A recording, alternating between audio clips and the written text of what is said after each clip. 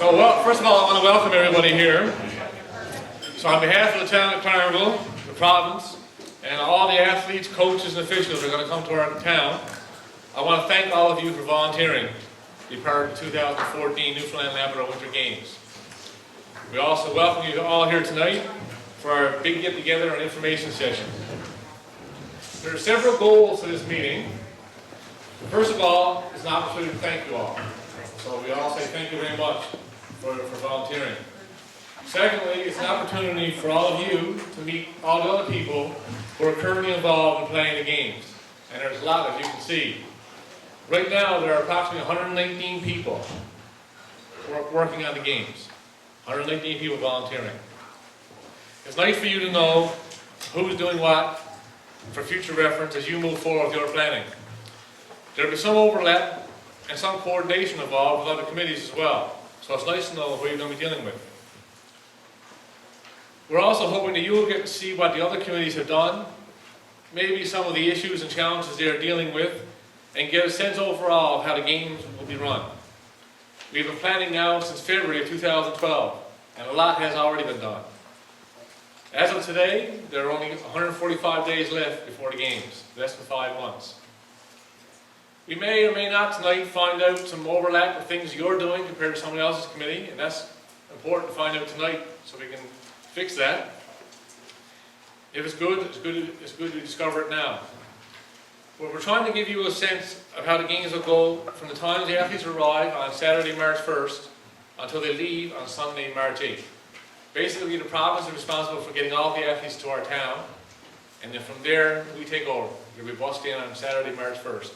So in order of presentation, we're going to start with Heber, because as they come off the buses, Heber's committee is going to start and take a registration. In a second, I'll get Heber up. That's how we're going to start. And you'll get a sense then now, okay, now they're arriving in Carnival.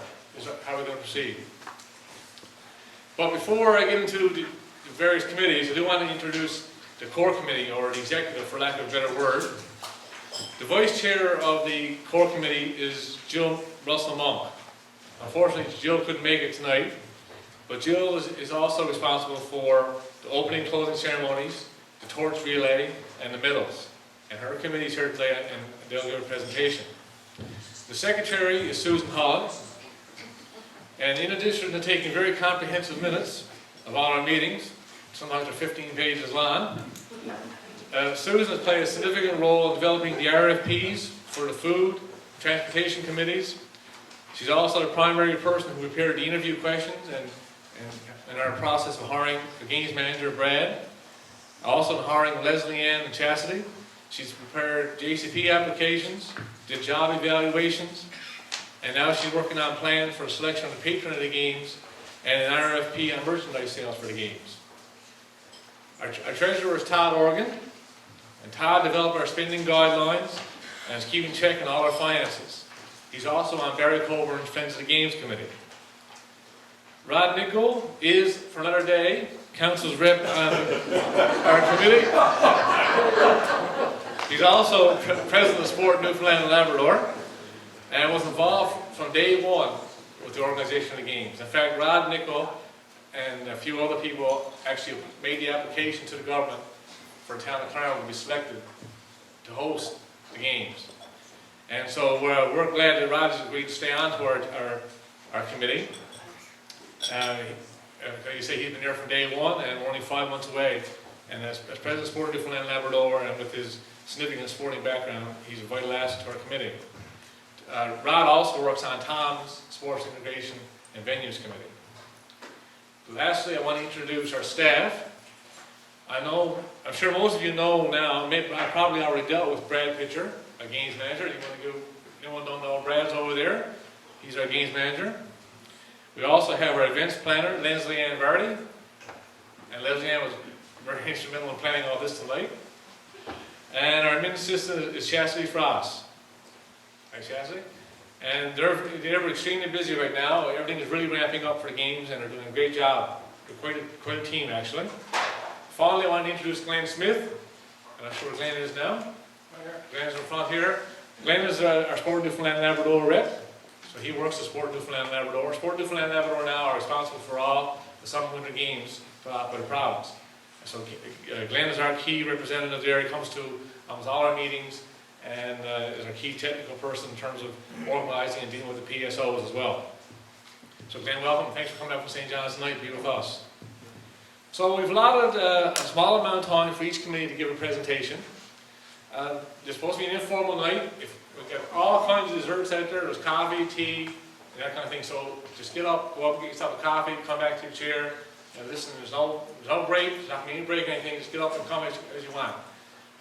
Just relax and enjoy it. I know a lot of you are really focused on your own committees, and everyone's done such a fantastic job. Our steering committee is so pleased every time you have a meeting, everyone gets a report. But you don't really get to see what everyone else is doing. So this is your chance now to say, wow, they got a lot of work done too, and this is some of the issues you're dealing with, and hopefully it'll be a bit of an eye-opener for everybody. So if you want to make some notes as you go along, there's pens and everything there, and we're going to try to save the questions to the end. And the reason for that is simply I want to make sure everyone gets their presentation done. If it gets really late, we'll shorten the questions up. But I want everyone to get the presentations in, and then we can, if it's only 9 o'clock or so, we want to wait 20 minutes, half an hour, we can ask all the questions you want. But the most important thing is everyone get their chance to have a presentation, so we'll ask all the questions you want at the end. So that's all I want to say. As evening moves on, please feel get up, get a coffee, have something else to eat, and I hope you enjoy it. Just relax. And I will start off now with, I'll ask Heber Smith to come up and start the presentations.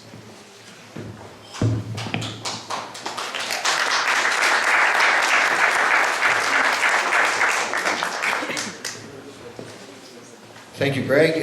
First thing I want to do is introduce my subcommittees. We've established with registration 3 subcommittees. Logistics, Warren Cole is chair. Warren's not here tonight. Along with him, Dennis Squires and Catherine Squires. Registration is chaired by Bob Dillon, and Rita Dillon is on the committee as well as Angela Abbott. Registration kits, Rowena Avery is chair, along with Gail Penny, and Kirby Stone is our IT liaison. Our work as a registration committee will start within the next month to 6 weeks, as the athletes start their play downs and they start receiving the right to represent their region at the games. They will register online at the Winter Games site, which will start, like I said, once their play downs are over.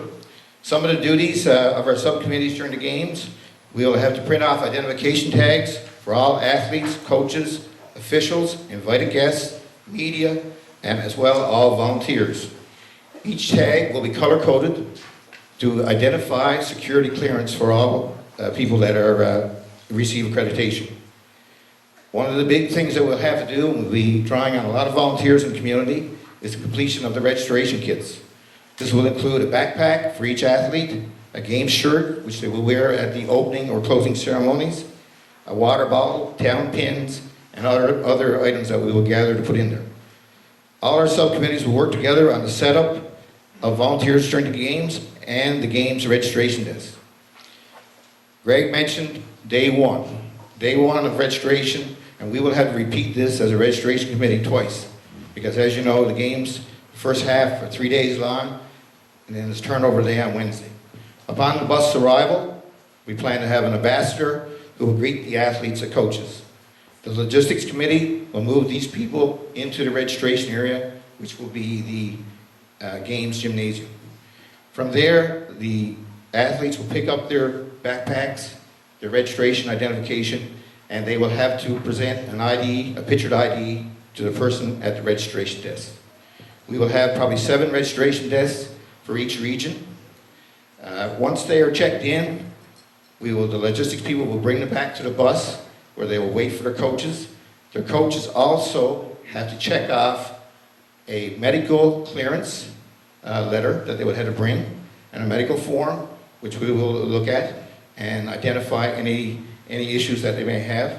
Also, they will have to present a media release form for any interviews with the media, and a liability form. Once the coaches go through that with our committee, then they will go back to the bus and they will pick up their luggage, the athletes will, and Craig Carty will take over from there and take them to their accommodations. Just to give you some idea of the number of coaches and athletes, if you're not aware, we're expecting approximately 1,500 athletes, coaches, and officials. Also, we're expecting to issue somewhere in the vicinity of 700 to 800 volunteer, VIP accreditations. Okay, thank you. This isn't a patch, by the way, that Newfoundland Power that we'll be using as an identification. They'll get one of those with their ID tags. Yeah, I guess a lot of them will too here, won't they? They'll all get one as well, right? All of you guys will have your own accreditation. Without your accreditation, you won't be able to get anywhere. So it's very important to have them, actually. So now, hopefully you found that fairly informative. Thanks, Eber. Now we got the athletes off the buses, all registered. They got the kit bags. Now, Craig's going to get them into accommodation. I'll get them all set up.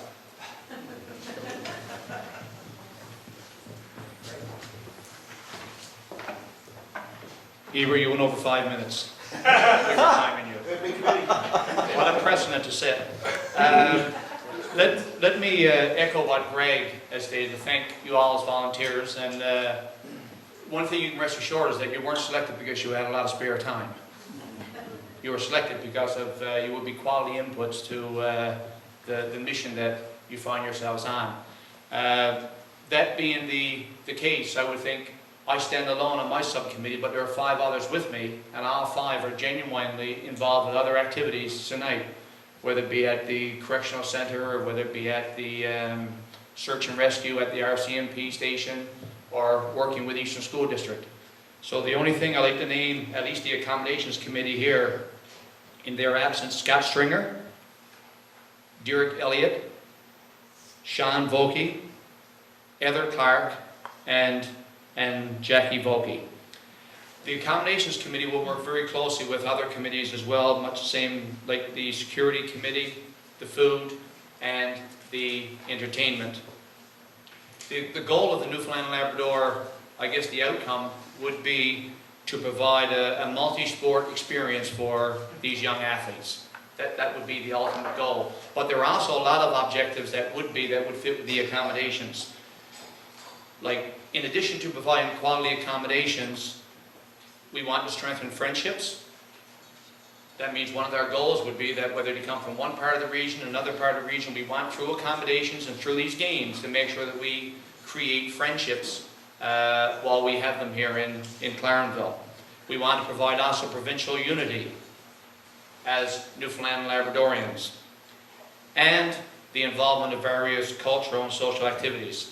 To date, we booked all hotels in the region. If you think of Eber saying 1,500 athletes, take away our host region and do the math on that, you can know that we need a whole lot of accommodations to be able to serve the parents and the guests, the officials that are coming to our region.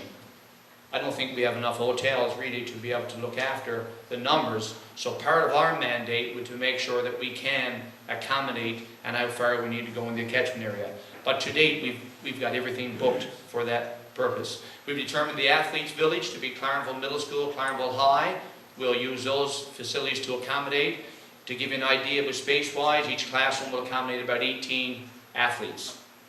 There'll be 24-hour security in those sites.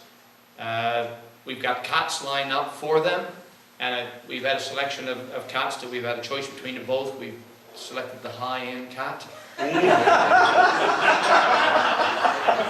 Reclining, vibration, they can lift you up, rotate you around, so some aerial maneuvers. Just wait till you see it. Oh yes, yeah. Aerodynamically shaped. We need to ready these schools. Part of our mandate would to make sure that we move all the items that we don't need at the desk and chairs out in some kind of arrangement and move back in the accommodations to know that the athletes will be well looked after and accommodated. We register them and we make sure that we provide a setting where they can socialize and create the friendships. We want to make sure that the building is well maintained and clean. Other things like the phone access, the ATMs, and all these things, and that be all part of the accommodation. The entertainment is one that others are working diligently on, and that will go hand in hand with the accommodations. Thank you very much.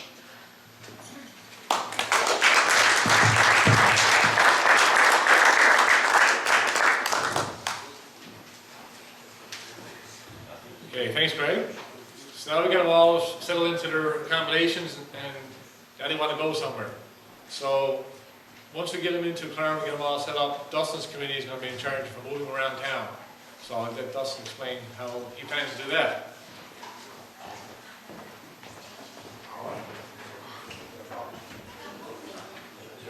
Thank you, Greg. Okay, so we've got, you guys hear me all right there? So a lot of students here, student athletes, approximately 1,500 going to be in Clarenville. Some of the challenges that we're going to be facing for our committee, basically is going to be the different venues. Furthest one being, we have to take the athletes out to Whitburn. We're going to use for bowling the Caribou Lanes, Riverside Elementary, White Hills here, obviously, and both the Clarenville Middle School and Clarenville High School. So, what we have a relationship established right now with Vardy's. So obviously schools are going to be closed this week. So, fortunately for us, that opened up an avenue there. So we're going to have anywhere between 8 to 12 buses running all the time. We also been fortunate enough to have some real good partners there in Bob Fuhr, there with Kia, and Junior Pedal at Clarenville Ford. And through their sponsorship, they provided us with basically unlimited access really to vehicles that we're going to be using as courtesy vehicles for Friends of the Games, VIP, perhaps medical emergencies if it happens late at night. We'll be working with the food committee really. If there's athletes at different venues who can't make it back in time for meals. So basically we're going to be in charge of a whole different, a lot of sorts of different areas. Should introduce our members there. Christian Housel's here with me tonight. He's on my committee there. Glennis Penny, Steve Goss, and my sister Julia. The other 3 individuals there couldn't make it tonight for various reasons, but they've all been great help to me so far. And I've got to say, it's been a lot of work. The Monday night meetings have been long. But I had to say, though, I have learned a lot. It's been a real rewarding experience, and I know that once the games are over, it'll certainly be a welcome relief in one sense. But in saying that, I think it's going to be worthwhile. I think it's going to be a real great event here. So, really looking forward to it. We're going to have a transportation headquarters going to be located in the middle school. So what we're going to do is we're going to have posted anywhere that the students can find it. Schedule of all the buses, what's going, leaving, when, where, how, phone numbers to reach. So basically we want to be able to provide the best experience we can for the students. So for them obviously it's going to be get to the social events and back, getting to their games. Basically wherever they want to be, we've got to get them there. We've got to get them there safely, get them there on time, be really organized. So thankfully I have a really good committee that's going to help me with that. I guess, one thing we're going to be kind of crossing our fingers on is obviously the weather. Given the time of year, some bad weather probably would present the biggest challenge to our group, probably to everybody, but ours probably in particular. So obviously safety is going to be the biggest concern for us, so we'll have to be well prepared in terms of the vehicles and the buses that we're going to be using. Thankfully, Vardy's obviously is very experienced in this. So we'll have a plan ahead. Make sure that we have all of our bases covered there. So, other than that, that's where we're coming from. That's what we're doing. And thank you for your time.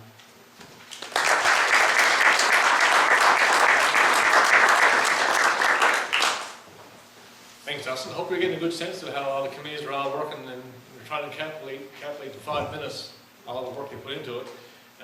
So it's great. I got to move Dion. Dion was a little further into this. Paul was ready to go there actually, but he has to go as well. So I'm going to call Dion next. Dustin mentioned a very important thing, of course, is safety. And Dustin's committee is in charge of medical. So hopefully we won't have too many people injured during the games, but if they are injured, we're going to take care of this we can. And Dion's going to explain how he's going to do that.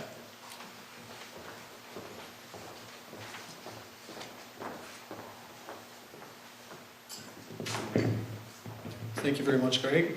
I think I know most everybody here, but for those of you who don't know me, my name is Dion Park, and I'm a registered nurse at the hospital there in Clarenville, and I've been a nurse at the hospital there since 1995, so I got to see a lot of you around town, obviously, and be involved with a lot of you. First of all, I guess to introduce my committee that I've put together so far. Most of them are delinquents sitting at the back of the room back there. I have Reno Verster, who is a general surgeon at the hospital here in Clarenville. I have Henry Bora, who is a pediatrician at the hospital here in Clarenville. I have Nicole King, who is a registered nurse in the operating room with me right now, who also has emergency room experience. Along with her, Jill Tucker, who is also a registered nurse in the operating room with emergency room experience. I have Tina Noserthy, who is an occupational health and safety nurse at the hospital, and probably will have the most flexibility in getting some time off that week of March 1st to the 8th, so she'll be taking care of a lot of the duty. I have a couple of community health nurses, Miss Shauna Vokey, who works with community health here in Clarenville, and Shona Stoyles, who's also a community health nurse here in Clarenville. And unfortunately, due to a death in the family, Shona wasn't able to make it tonight. And that's the reason that I guess I'm where I'm at now. It was also a colleague of ours, so if a few of us step away before this is all concluded tonight, it's because we're probably going to try to get to the funeral home. So our thoughts and prayers are certainly with Shona and her family. In addition to Shona and Shauna not being here, Mr. Wayne Melendi, who is manager with Fewers Ambulance Services, is also on board with this, which is going to be a big asset for us. And I also have Miss Dee Sinnott, who is an emergency room nurse at Health Science in St. John's, but also coordinates the Canadian Ski Patrol at the ski hall here. And she has a team in place, which is going to obviously also be a huge asset for the White Hills Alpine and Nordic skiing. So what have we done so far? We formed our committee. That's first and foremost what we've done. Quite often, some of the girls are joking around and saying, "What have you done so far, Deanne? What have you done so far?" So my wife also asked me the same thing. But we have done some things. I have confirmed with Eastern Health that Eastern Health has certainly volunteered to provide any supplies that they have. They will provide for us free of charge. There will be some other things that we'll need, but they did a similar sort of thing for the summer games this past year, and they're going to do the same thing for us. Fewers Ambulance, as I said, they're on board for us and have agreed to provide a dedicated service for us that week of March 1st to the 8th. Obviously, they won't have an ambulance at every site, but an ambulance that will be able to go where needed for us. Ski Patrol, Dee is going to be putting a team together to take care of White Hills for us, and that'll be a huge asset for us also. So those are some of the big things that we've done so far. What do we have to do next? We got to get a budget in place. Greg's hirees, Brad and his team, doing the work they're doing. Brad's harping on me all the time to get a budget in place. So that's going to be one of the next things that we need to do. Get a list of supplies that we're going to be needing that may not be provided by Eastern Health so that I can get a more firm budget in place along with Dee with the Ski Patrol. We need to recruit more volunteers. I've had a lot of discussion with staff around the hospital, around the town.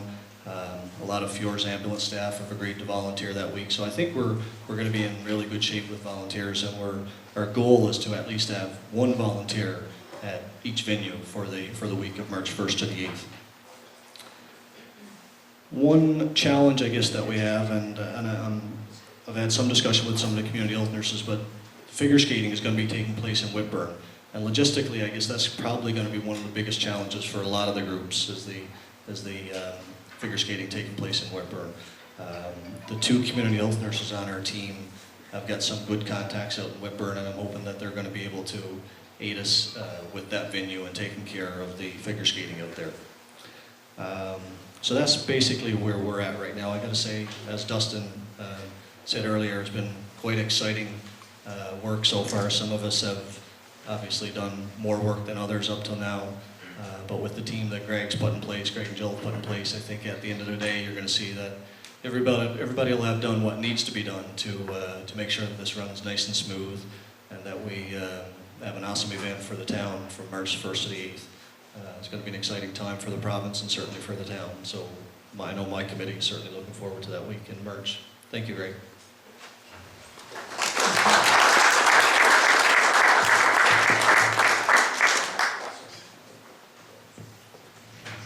Thanks, Deanne. Yeah, I reiterate what Deanne said, that it's going to be a fun week, and I think he has a great committee set up, as you can see, from the point of view of medical. And I think we're going to do a great job there. And I do agree that some committees have worked a lot more than others, as you can already see. His committee, for example, doesn't have to do a lot at this stage. Other committees have had 18, 19 meetings. And so it's different. It's different for every committee. So right now, I'll get back to Paula. We got everybody registered. We got them all set up in their hotel. We got them explained now how we're going to move them around. We got them looked after medically. And very important, how are they going to eat? What are they going to eat? And this is a very big role, trying to feed 1,400 people. And a big part of the overall game experience is their food. So, and Paula's done a great job taking care of that. I'm not feeding them. Thanks, Greg. Trying to figure out now if this is actually going to work. I was one of the few, Greg told us that we all should prepare up a PowerPoint presentation. Of course, being as diligent as I am, I prepared up a PowerPoint presentation.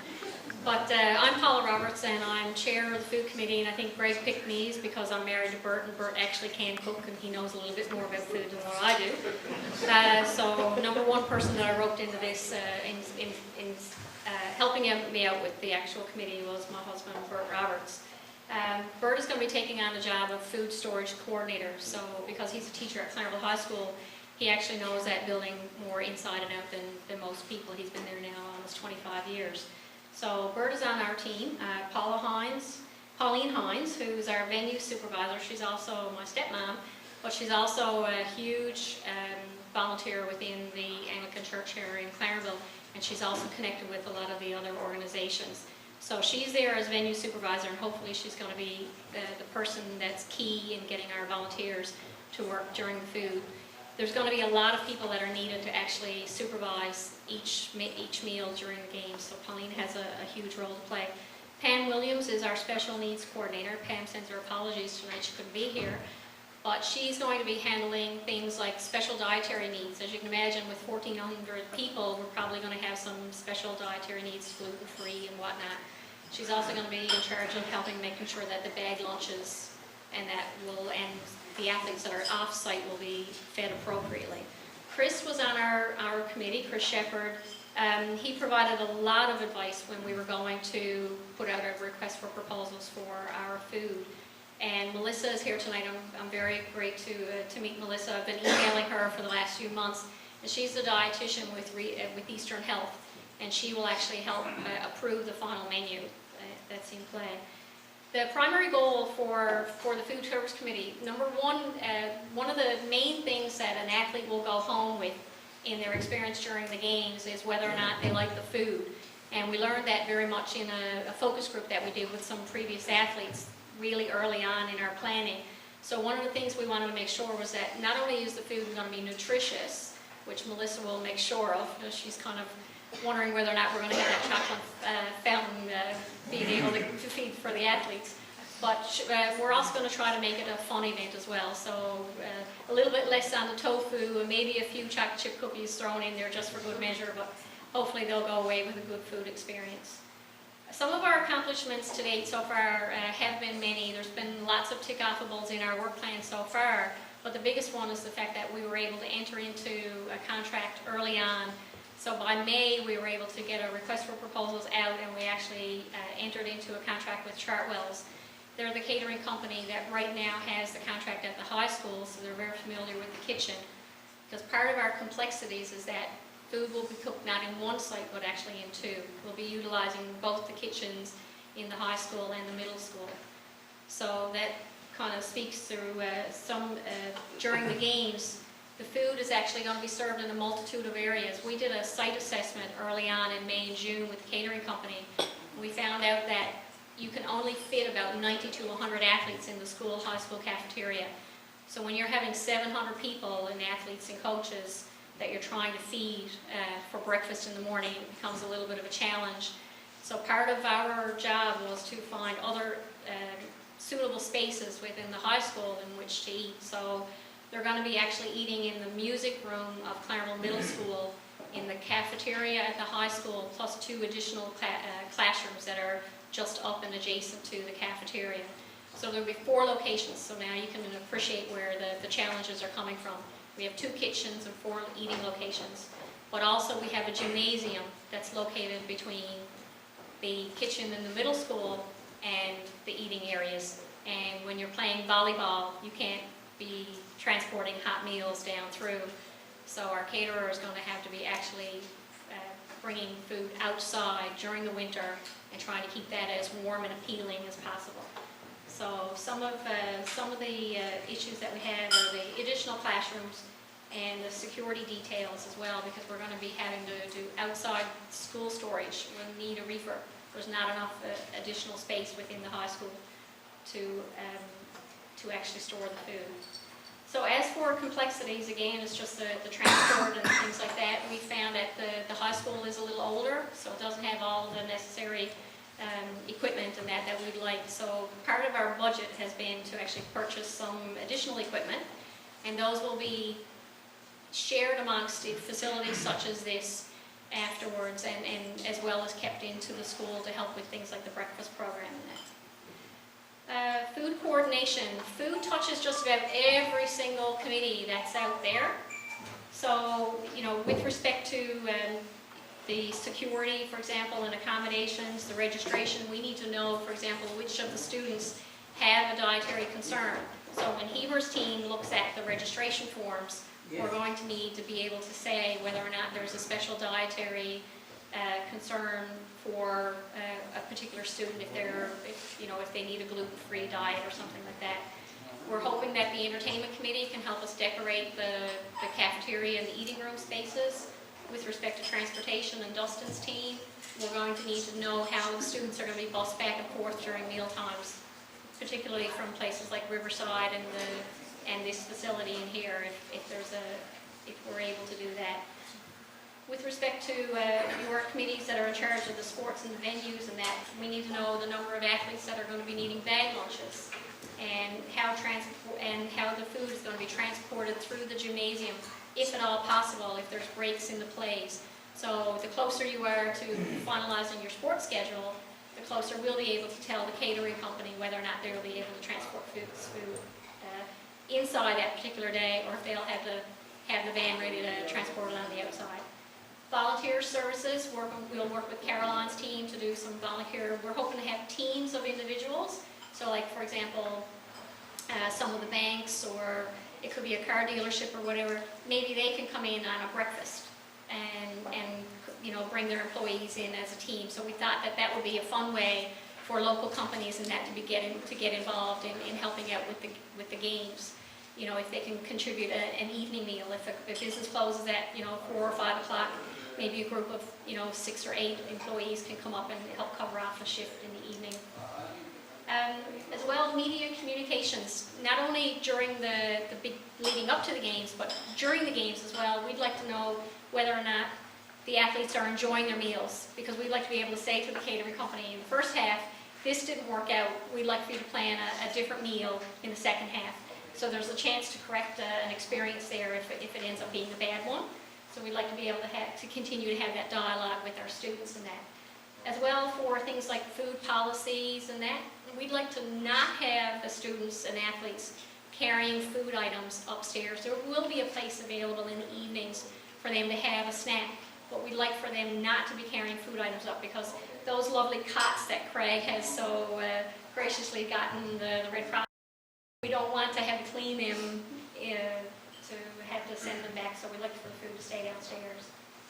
Things like the Friends of the Games. Luckily, the Clarenville Area Consumers Co-op and the Lions Club they became our very first sponsor, and they came on with $100,000. So we haven't had to fundraise for the food, so that's been a great thing, and we know that our athletes can be fed very well. So other than that, that's sort of it. If you have any questions, you can talk to me afterwards. But thank you. Thank you for coming.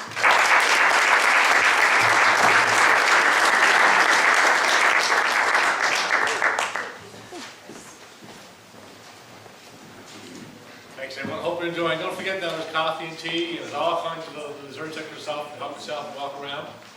I think hopefully you're getting to see from the presentations themselves that, hey, decisions our committee is making, that's going to affect how that committee, what they got to do. As Paul just mentioned, a couple of decisions, how the schedules work, it's going to affect how the food, how the athletes eat, how the food gets transported, and so one decision can impact another committee, so there has to be some coordination, some communication, particularly between committees. It's kind of why we're getting everyone together today, so you can appreciate that. And you can see the policy committee, and of all the committees that are organizing the games, policy committee probably had the most logistical problems. There's a lot of people, and the school kitchens in the high school, middle school in particular, aren't really suited for feeding that many people. But they've come up with a lot of solutions, and we have a pretty good caterer, and it should work out well in the end. Now, of course, we got them all fed. Now, what the games are all about, of course, is the sports. And Tom's committee has a huge job in terms of organizing, not just the sports themselves, but Tom has also been kind of putting together the host teams. We want to make sure that we have good competitive host teams as much as possible in every single sport. So he's had a lot of work to do. His committee's been very active. So I'll call on Tom now to explain some of his role and what he's been doing. And Neil. And Neil's they're both gonna tag team. Don't forget to say you want to walk into the coffee team. I think we're all enjoying the presentations, hopefully. So like I said, just walk out before we get.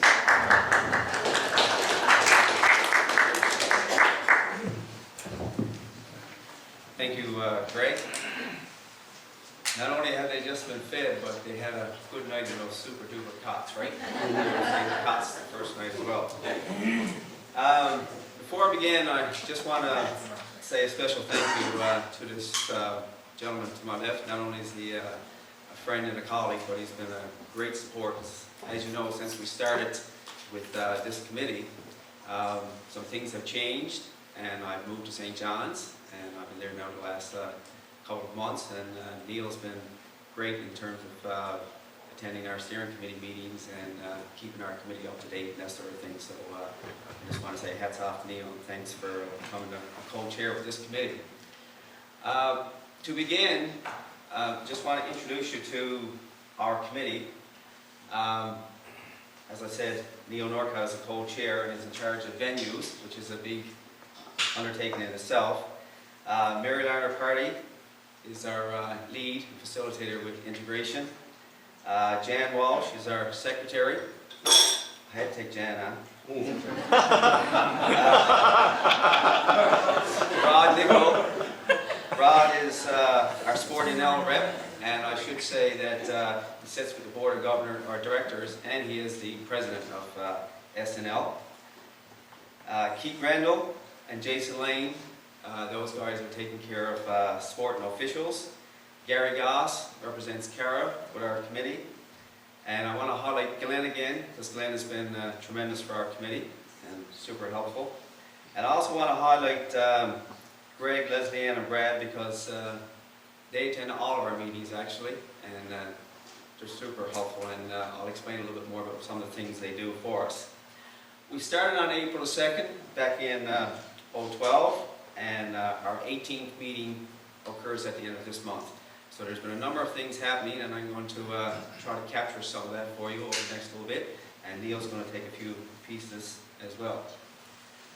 You can see that with the sport, it's broken into two halves. So we have the first half of the week as well as the second half. In the first half, you can see that we have 6 tournaments going right from female basketball to wrestling. So you can also see the venues, which Neil will highlight in a little bit more detail in a few minutes. But this is the first half of the games. So you can see it's basketball, bowling, cross-country skiing, female hockey, and wrestling. So Neil's going to introduce the second half and take it from there.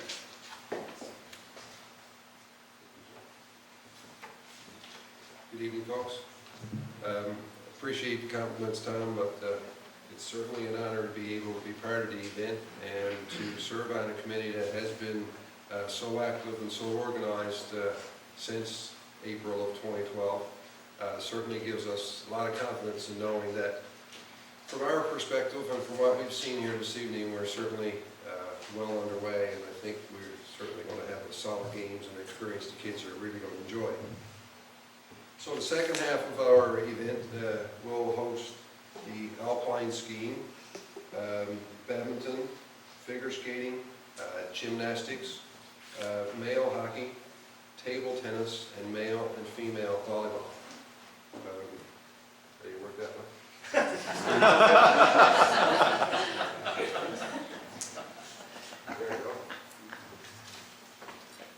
You might figure out that I didn't do this, President. The big thing that we have been working on is the confirmation of venues. We are quite lucky to be living in a community that does have a lot of amenities that are suitable for this type of an event. We will use this facility, the White Hills Ski Resort, for alpine and cross-country skiing. The Riverside Elementary, Clarenville Middle School and High School. The Winter Games office is one of the facilities that we're certainly making good use of now. The Carver Lanes Bowling Alley will be our bowling event, and as was alluded to earlier, the Whitburn Stadium is the host of our figure skating competition. Obviously, being so far away, it puts a little bit of a logistical monkey wrench into things when it comes to trying to get athletes out and back and making sure that we have the venues all straightened away. It is our goal to make sure that we have the facilities decorated nicely. Not sure exactly who's going to be responsible for that. We'll have to discuss that one a little bit further, but we want to make sure that everything is aesthetically pleasing. Certainly would have to thank the town of Clarenville for their support, the Eastern School District for their support as well. Obviously the schools will be closed and we'll be using their facilities, so without that we wouldn't be in a position to host the games. So that's my part for now, and Mr. Walsh will take over again. Oh, the reason we're tag teaming, is Mr. Pittman said we're important, we had 15 minutes, so.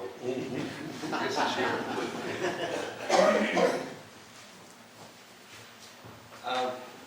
When it comes to the local coaches and conveners and our teams, we didn't want to just sort of assume everything would happen, so as a committee, it wasn't our mandate, but we decided to try to involve our coaches and conveners as much as possible. So what we've been doing is that each of our meetings, we bring in 1 or 2 or 3 coaches and conveners, and they come in and they share some of their plans. And there's not a whole lot that we can actually do for them, but we do try to impress upon them that we're behind you.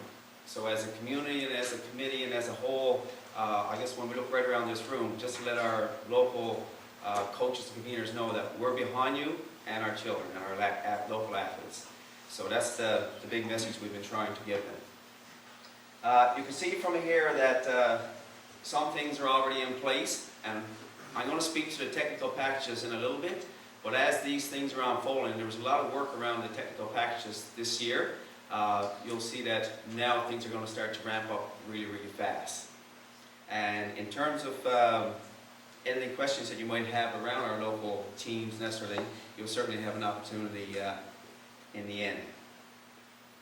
The technical packages, I would have to say, this is a piece that we've been working with Sport NL and the government over the last year or so, and we've been trying to get them, I guess, uploaded as quickly as possible so that all the local teams and visiting teams would know what's involved in each sport, because everybody needs to know the ages and logistics around it.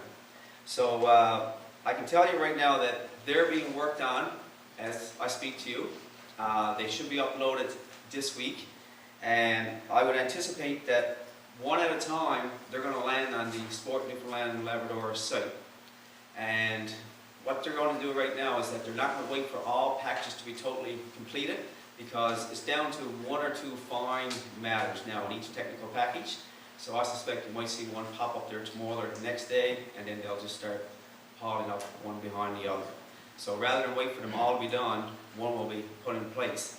If there's one small piece that's missing, such as if a convener is not named in a given sport, that package will be uploaded anyway, and once that piece of information is found, that will be added to the package. So you'll find those packages are going to be landing real soon. From there, in turn, they'll be passed over to Mr. Pitcher and Jason, and they'll be put on our site as well. And we're going to have a presentation to our local coaches and conveners, and that meeting is going to take place later on in October. So all of our local people, we're going to try to support them with those pieces of information in the very near future. Okay.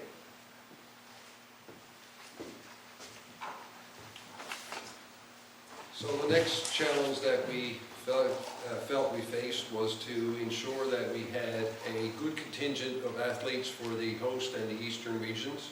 For those of you who may not be familiar, but Clarenville itself, school-oriented sports and team sports that are based out of the community will be the Clarenville or the host zone, and the eastern zone will be made up of Bonavista to Marystown, and I shouldn't say for all sports, but in a lot of cases there will be like a regional tryout for the eastern team. So we wanted to ensure that our athlete participation was as high as we could get it. And we came up with a couple of different things that we thought we would try to encourage athlete participation, and one of them was the actual athlete rally.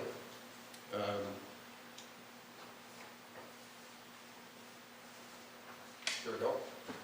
Which we held at the Clarenville Middle School, and the intention of the rally was to get the kids in the general area, the Clarenville Middle School, High School, and Riverside Elementary to attend a pep rally that would be an introduction to the sports that were available for the kids to participate in, a general guideline of the age groups that we were aware of at the time, an opportunity to promote the mascot, Boo, who certainly put off a big show that day. It was a fairly hyped up event. The kids all seemed to have a lot of fun. There was representation from each sport and music, and Mr. Tilley was a big part in getting that going, and Richard was certainly an integral part as well. So the athletes rally was not only meant to give kids an idea of what sports were available, but to also see what aspects of the games may be of interest to them. Some of it was from an athlete perspective. We're certainly hoping to generate some officials from there, and also for those who were interested to sign on as a volunteer as well. So from the reports that came out, it was a big success, and most of our sports are well represented from a host perspective.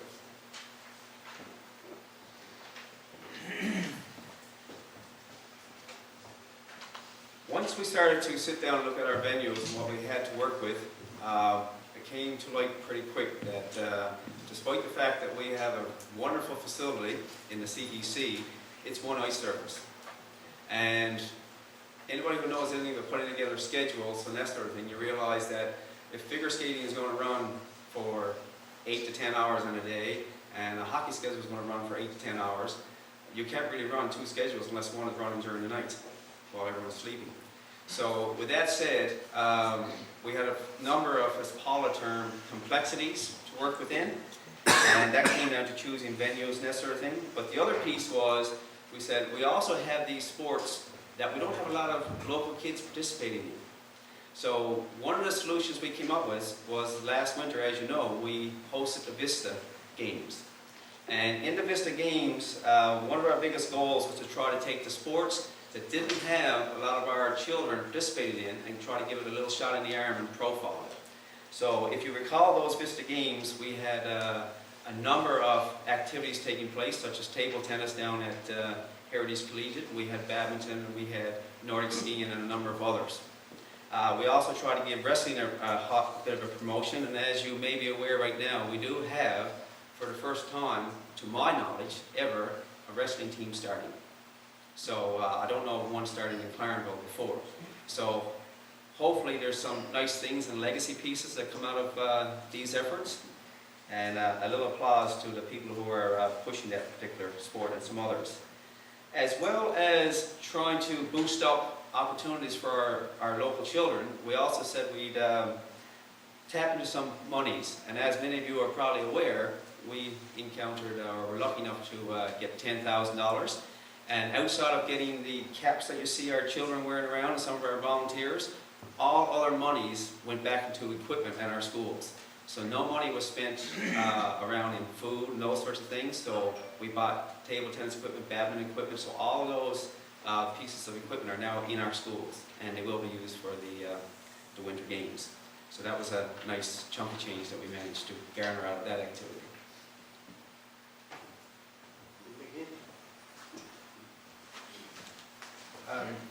As Tommy alluded to, we identified as well that, as part of the legacy of the games, we would like to be able to provide sporting equipment and items that would be able to be left behind so that the impact of the games is felt for many years down the road. We had a few discussions around what we would do with the Vista Games equipment, managed to get all that put in place. Through our committee discussions, we've identified other equipment that was required. I know that there has been some equipment purchased through the Winter Games budget, and there certainly has been a big push to make sure that everything we needed is available. With regards to our coaches and convener meetings, we also recognize that there are things that, as the technical packages become available, are being identified that we haven't thought of ourselves. So that's something that's been coming at us, working through as it goes. And the meetings we're going to have with the PSOs in the next little while is really going to be the point where we start to identify things that you can't always anticipate ahead of time. We did get a package for our figure skating, and when we went down through it, we realized that there was things there that we didn't foresee. So we feel that the PSO meetings will certainly highlight the extra items that we need, and Mr. Organ will probably get a call for, see if he can write us a check.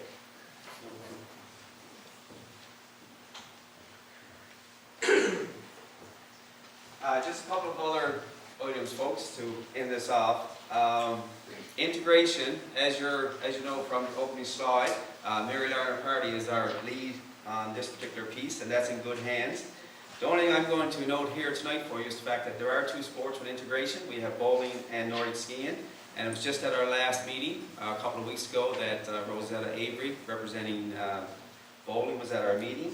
So there's lots of discussion around our Paralympians and our Special Olympians for this upcoming event. So I think that's in really good hands. When we started this particular process, one thing that we discussed around the table is that often when our children went away as Eastern teams, there were times we ran into host teams, and within minutes sometimes the game was done. And that's not to discredit anything, but sometimes when you got a regional team which was comprised of several large communities performing against one small community, sometimes it's a little lopsided. So what we decided to do was to try to enhance the fitness of our local children. So we've been offering some classes for them, and there are a number of athletes who have been taking advantage of this. So we said, if we're going to be shorter in numbers and that sort of thing, maybe we can try to enhance our physical conditioning, which would help us close that gap when some teams are coming into playoffs and they're choosing from 8 to 10 communities and we're selecting from one. So hats off to Mr. Ryan Power, who stepped up very quickly, and it certainly did allow us to use his facility. So that was a donation from his behalf. And as well, some of our athletes are not only part of this volunteer program, but they also participate in his training program as well. For anybody who don't know, Sunday afternoon, some of our kids have been coming in now for about a year and a half, well over a year, and working out for an hour or two a week. And right now, that particular program is under the guard of Mr. Greg Pittman. So Greg is helping us with the coordination and scheduling of it, because where I'm in St. John's, we're coordinating different people to take the lead on each Sunday. Okay, and just to end off, Well, we're almost there. This last time you'll have to listen to me. We've talked about what we've done. We've identified within committee work some other things we need to do. Generally, where we go from here, the PSOs will be a driving force as to what we need to do to be prepared. We'll listen to their needs, make sure the venues are set up as best we can. Target specific needs when it comes to the actual logistics of setting up equipment. There we go. Setting up equipment, transportation, the interaction of other committees. We didn't really highlight that, but obviously looking after venues, we got to make sure that the security, the accommodations people, transportation people are all on side. So we got a lot of work to do in relation to how we integrate with other committees. Most of our work with the PSOs will be between now and leading up to the games. They will all visit our facilities, and we'll do a walkthrough and make sure that we've identified any things that may need to be improved or issues that they may find. But generally, the venue work and the work between now and the games is certainly going to be very important. And as was said here before, we want to make sure that the experience the kids have, whether it's listening to Dennis sing or traveling on the bus or the actual facility that they participate in, the meals that they eat, we want it to be as best as can. So we're certainly looking forward to it and enjoying our work that we're doing so far. And I'm just going to end by saying that this is a sports festival. It is not one sport, so we're not just planning one tournament. So from here forward, our biggest job is going to be to coordinate all these specific events and all these tournaments, and to work with all of you, because as we're speaking tonight, you know, it sort of brings to light a lot how much we're going to have to work shoulder to shoulder. So thank you very much, and have a good evening.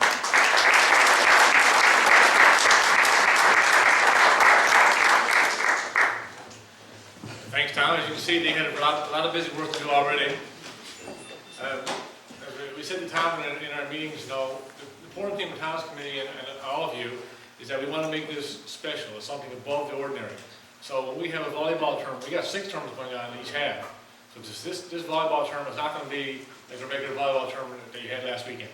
It's going to be extra. The game, we want more hype around the games. We want loud systems. We want the clocks all working, volunteers, whatever you can do. So everything is a little special. Everything's ramped up a little better than what you're going to normally see at a tournament. And as you can see, he has a lot of coordination to his committee does with just the provincial sports organizations themselves. On top of that, I certainly got to give them a lot of credit for the extra what they did, like running the Vista Games, and all the extra they did for trying to get the host teams developed, and putting out the fitness sessions, how to get the athletes in shape. All that stuff is really not part of his mandate, but he went above and beyond that committee has to do us stuff. One of the advantages of Clarenville hosting these games is that our host team is now automatically in it. We haven't even got to compete with Bonavista or Marystown or anyone to be Eastern Region rep, which we normally have to do. Our host team is automatically in there, so our local children have a fantastic opportunity here to be involved in the games, and we're trying to maximize it so every kid possible in Clarenville can take part if they want to. So I'm working towards. So anyway, Tom, thanks for all. As you can see, everyone's committees are fantastic. What tremendous people on the committees, and doing a great job. I'm going to ask Brad to come up now. We've gone through registration, accommodations, food, sports, transportation, medical. Mark's committee is in charge of security. Again, that's a very important job as well. The last thing we want as a game, we can run the perfect games. Perfect games. And if someone gets injured or lost or there's a major tragedy, it'll dampen the whole game. So Mark's security committee is also very important.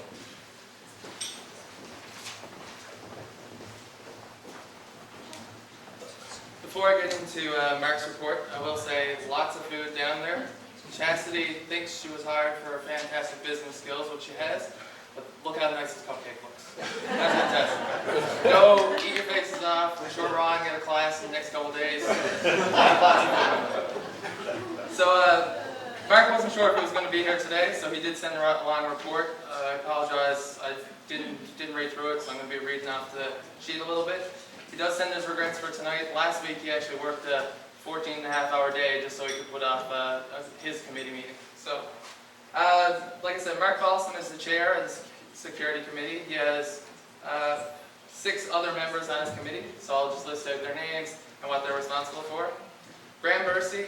Graham's in charge of the Athletes Village supervisor, responsible for identifying the number of security personnel required, filling positions with volunteers, scheduling, and participating in creation of the security training program. This position will work closely with Craig Party with the accommodations subcommittee. Anyone that's here on Mark's committee, if you want to just wave. Mr. Rupert Baker. Rupert's in charge of the opening and closing ceremonies.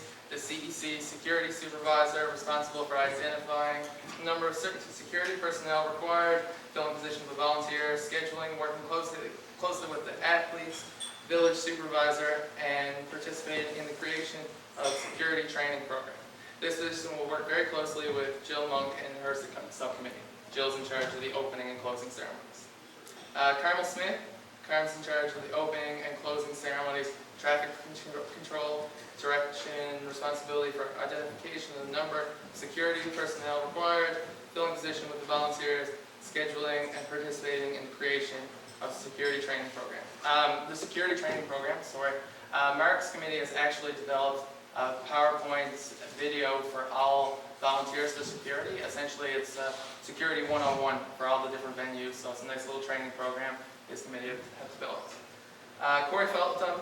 Corey's responsible for drafting and communicating the emergency response plan for both villages, radio requirements, facility fire drills, which we will have in both the first and second half. They won't be, obviously, during the games, which I asked, or during supper time, because no one will leave. The Nolan Porter is the next member. Nolan's the youth member of the committee and responsible for forms, checklists, participate in the creation of the security training program, assist identify equipment requirements, and assist with other security supervisors. So the last member is Mr. Dave Haynes. Dave is the RCMP representative, provide input and advice on all aspects of security subcommittees. He'll coordinate with the RCMP staffing requirements for the games. So the purpose of this committee essentially is to ensure the protection of the young athletes participating in the Newfoundland Labrador Winter Games through a subcommittee made up of key stakeholders with respect to safety and security. It's their mandate to promote and maintain high levels of security for the protection of young athletes for the Newfoundland Labrador Winter Games. It is our belief that through joint investigation of problems and joint resolution of these problems, the games will be a great success for all athletes. So to date, what he's done is he's put together a subcommittee. They've created the terms of reference for subcommittee members. The subcommittee members have identified and they're securing their volunteers and all their different roles. As I said before, they have very specific roles which should ensure that all of our security needs are met. He's in the process now of having a security checklist, shift reports for everyone.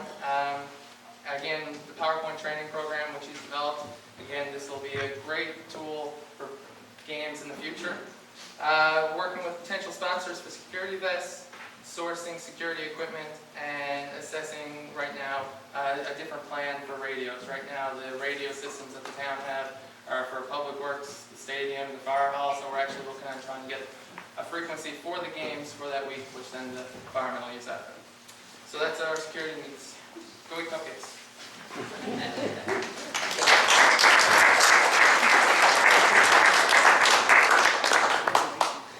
I guess you're getting a sense now how much logistics are actually going on, how much thought are going into all different committees. The whole games can't go ahead, of course, without money. We got a very important committees, various leading defense of the games. Just have a little brief discussion on the fundraising they've done.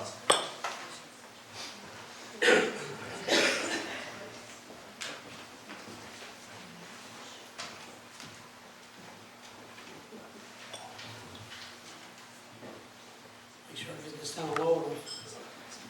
I think Tom and Heber were the only ones who had this same height as myself. And if I'm not mistaken, I think Heber had to take it out of the stand. Anyway, thanks very much, Greg, and thanks to all the volunteers that have been involved since day one. And our committee actually started in February of 2012. I guess it was pretty obvious from the beginning that the work that we had to do had to be done early, so we could have some idea of how much money we would have to operate the games. Now, that's an answer I've been trying to get for a year and a half. The first question I asked was, how much money do we need to raise? And all I keep getting is, well, keep trying to raise money. Keep trying to raise money. It's the only budget I've seen that you start from the bottom and work your way up. Usually you say, okay, this is what we're going to. New math. This is new math, yeah. This is what we need to spend. Go out and raise it. But it seems like it's go out and raise it and we'll spend it. Anyway, my committee consists of Bill Bishop, Christine Murphy, Melanie Slade, Roy Percy, Dean Halloran, and of course our esteemed treasurer, Todd Organ. As I said, we started our work in February of 2012. First thing we did was research the previous games and see how they raise their money and in what amounts. Also, we looked at similar games across Canada. We looked at games in Ontario and the northern games, and also, I believe, the Saskatchewan, Alberta games. So we came up with the ideas that we started with. So from that, we developed a sponsorship package. And we had, from the beginning, we had 9 divisions in our sponsorship package, ranging from $1 to $100,000. Of course, at that time, we already did have $100,000 sponsorship in the Lions and the Co-op. From there, we needed to decide on who we were going to target. So we spoke to the games operators in Carbonear. Stephanie Bourne, I think, was the games manager. I met with her, and she explained to me, and Glenn was there as well, actually, about the experience they had, the sponsors that they that gave to their games, and what they gave, was it cash or in kind, because we have a number of sponsors who are shown on our sponsor list. We don't necessarily give cash, they give services. So we developed our package, and we developed our target, and we got our logo. So we put together our professional looking package, and we emailed it out to a number of groups. We also went to the Chamber of Commerce annual meeting, and we did we emailed all the members of the chamber. We also got lists from other chambers in the area, other groups, and we emailed and telephoned and made special contact with people who, on my committee, who knew particular potential sponsors. They contacted me at several meetings. Actually, even as recent as today, Brad and I and Leslie had a meeting with a potential $25,000 level sponsor. Everyone cross their fingers. Everyone crossed their fingers, yeah. And we still have a number of potentially $15,000 to $20,000, $25,000 sponsors out there. We're also hoping for the rest of the year to do a blitz of the local area again. We did a primary mail-out, and as I said, to the chamber, but we're going to concentrate on more of a telephone one-on-one basis, so we can see what else we can come up with. Some of you may have been involved in our golf tournament. Brad and I went to Clarenville golf course, and we asked them to be a sponsor. And part of their sponsorship, they gave us 100 green fees with the carts included, which were worth somewhere between $5,000 to $6,000. So we decided we'd have a golf tournament, and we actually netted, I think, about $9,000 on the golf tournament. And we had a lot of fun, and everybody seemed to enjoy themselves. You can see on each table as well, there's a list of sponsors that we have to date. They're also shown on our website, as well as on the website there's 2 sponsorship packages. One would be from $5,000 up, and the other one would be for $5,000 down. So if anybody here is interested in becoming a sponsor, by all means, you can go to our website or talk to myself or Brad. We do have some of our sponsors here, actually. If you look at the list, you will see some of these people here in the room. Neil's here, and Susan Holland. Who else? Greg Pittman. Ryan Powers here, I think. Yeah. Anyone else who's on our sponsorship list? Dennis's band is actually a sponsor. I don't think they're on this list, but. Too big to fit on it. They're too big, yeah. Actually, I asked him for his logo, but I think they plagiarized the logo that they have. We got a real one now. Anyway, for anybody who's here, who is a sponsor, it's very much appreciated. To give you some idea of where we are at the present time, we have to date raised in cash, now not counting the town of Clarenville or the provincial government, we've raised about $260,000 in cash and $250,000 in kind contribution.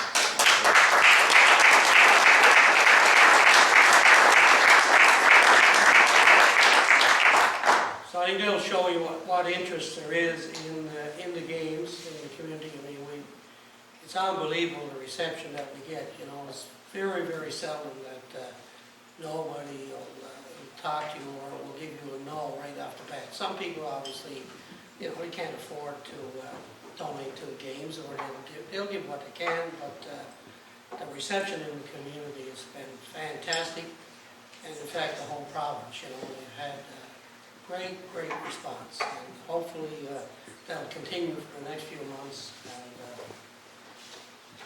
maybe we'll go on record as the best games ever, isn't it? That's the goal. That's the goal, yeah. So, thanks very much.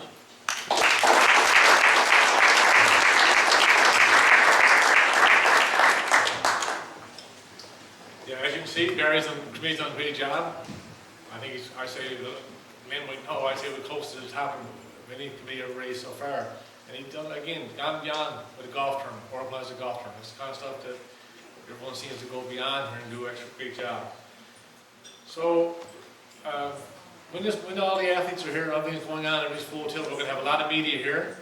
And we're going to be a lot of media doing reports and stuff like that. We have a media coordinator. As I said, Richard, your job is to make sure the media have the happiest time and the easiest job as possible when they come out. And so, Richard, you can explain how you're going to do that. Sure thing.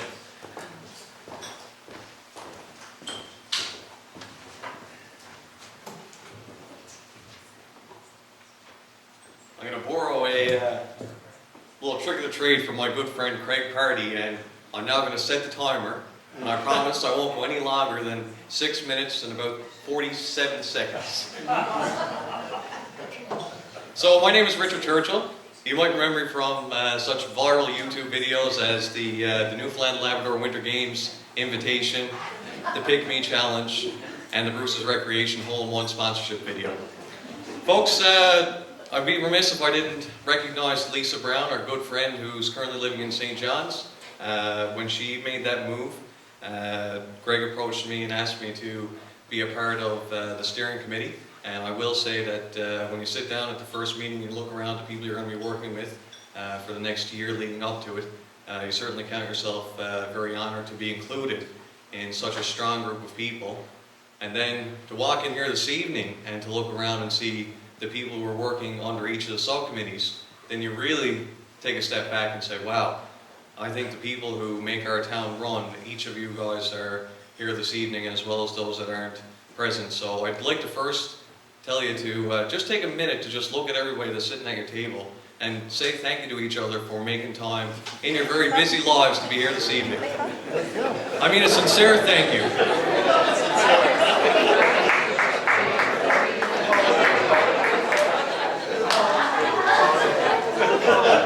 That's fantastic, and I welcome you back. So folks, as Greg alluded to, we have a unique opportunity to showcase Clarenville not only to Newfoundland and Labrador, but also to the rest of Canada. And, you know, when we live in a world where digital communication, I shouldn't even say Canada, this could go as far as any corner of the world with social media. And we want to make sure that the people who come to our town walk away and they know what we know, which is that Clarenville is one of the best places in the world. And we are committed to making this the best Newfoundland Labrador Winter Games that have ever happened in our province. And part of that is going to be making sure, as Greg said, that when the media come here, that they're seen to and that their needs are met. And I'm sure during that week, if all goes according to plan, Jonathan Crowe and Ryan Snodden and Fred Hutton and Lynn Burry and whoever else comes out from the local media are going to make me probably shed about another 20 pounds, which I'll be thankful for. But I do imagine it's going to be a very busy week. As well as that, I'm going to be working with the various committees. There are certainly communication needs that each of the committees are going to have.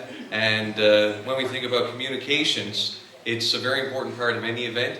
So one of my goals is going to be thinking ahead throughout the next several months as to where communication needs are, what kinds of problems are out there that could potentially come up, and how are we best able to meet them.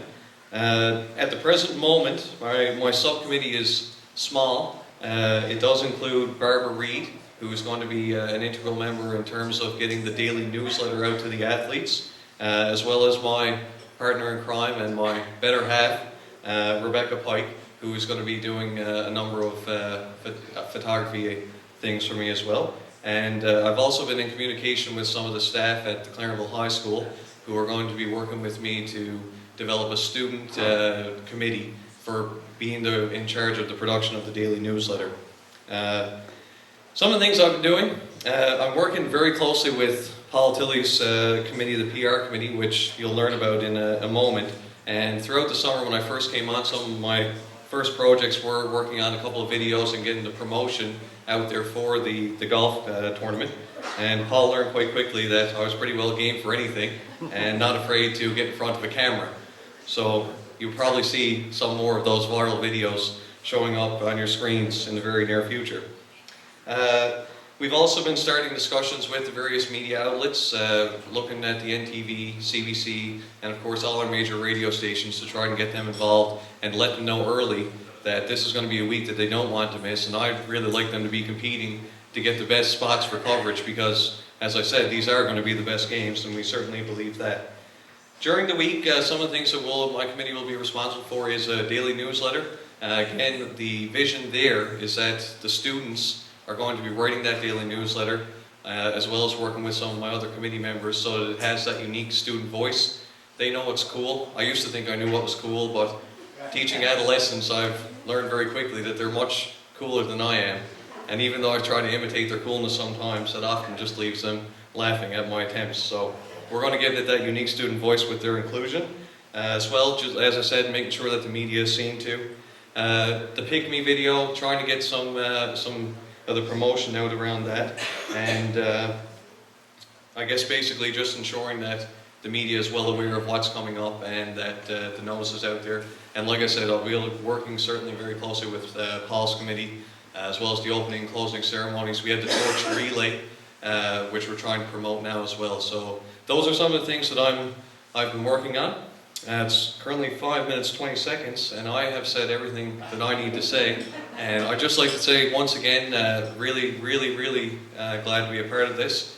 I remember when I sat down at the introduction of the committee, and I said, my golly, like, that is just a stellar group of people. And I would say to you that I would put this group of people against any group of people around the world, and I know that we're going to put off a fantastic event. Thank you very much.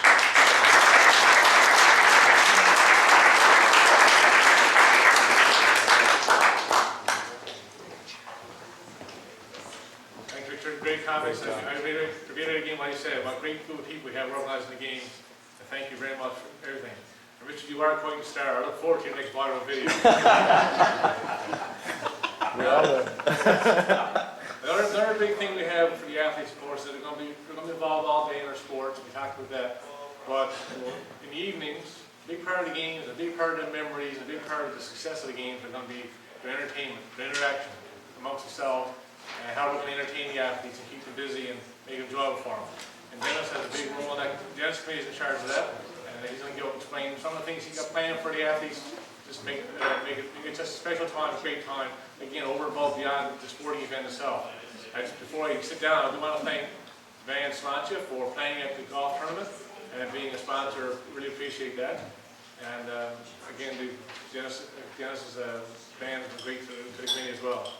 Well, thanks, Dennis. Come up and explain how you're going to keep everyone entertained.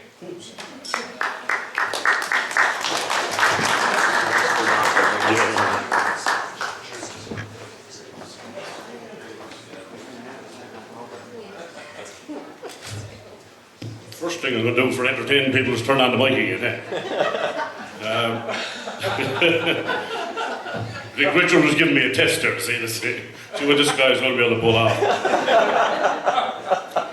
Thank you very much, Greg. Yeah, my name is Dennis Sullivan, and I'm going to be in charge of the entertainment aspect of the games.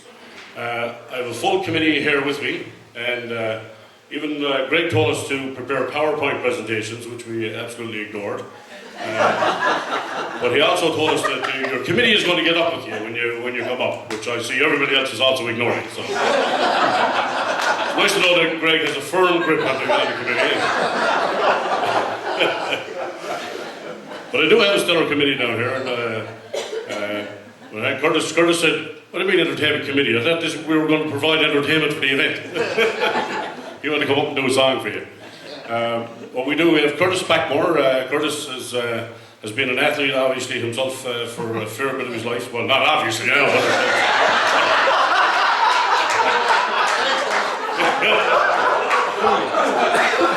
trust me, he used to be.